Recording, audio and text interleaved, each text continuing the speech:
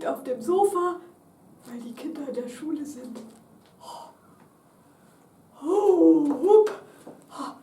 Also bin ich hier jetzt.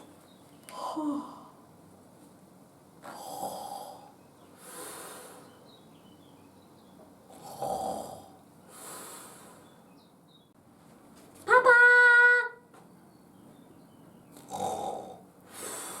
Oh, der schnarcht ja. Oh, das gibt's ja nicht. Papa!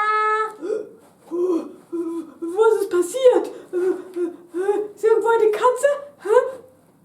Papa, ich bin aus der Schule wiedergekommen. Frau Hase ist krank, sie hat Halsschmerzen. Da wurden wir alle nach Hause geschickt. Gut, oder? Oh, Jetzt können wir was spielen. oh, aber ich... Warte, Papa, ich hol was. Oh, ich wollte doch gerade mein Schläfchen machen.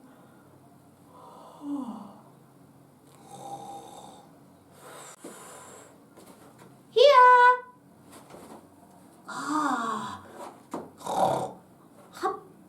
Oh, Papa.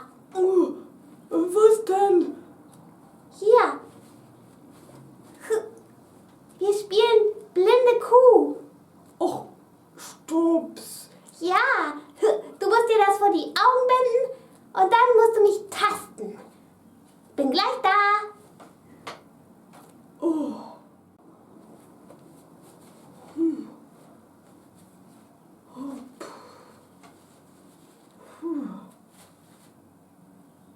Oh, angenehm. Schön dunkel.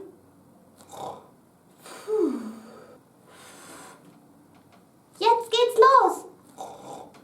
Oh, der schläft ja schon wieder. Oh, und dabei sagt er immer, er schnarcht nicht. Dabei schnarcht er richtig laut.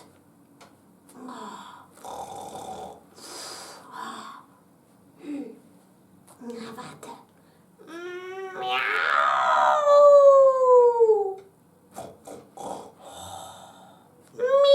Miau. Oh, noch nicht mal das hilft was. Dann gehe ich eben bei Mausepeter spielen. Der hat bestimmt Lust auf alles, was ich vorschlage. Aber mein Tuch nehme ich mit. Oh, oh. So plötzlich. Was habe ich gehört? Hier? Wo ist die Katze? Wo? Habe ich das nur geträumt oder war das echt? Oh, was wollte Stups doch mal mit mir machen?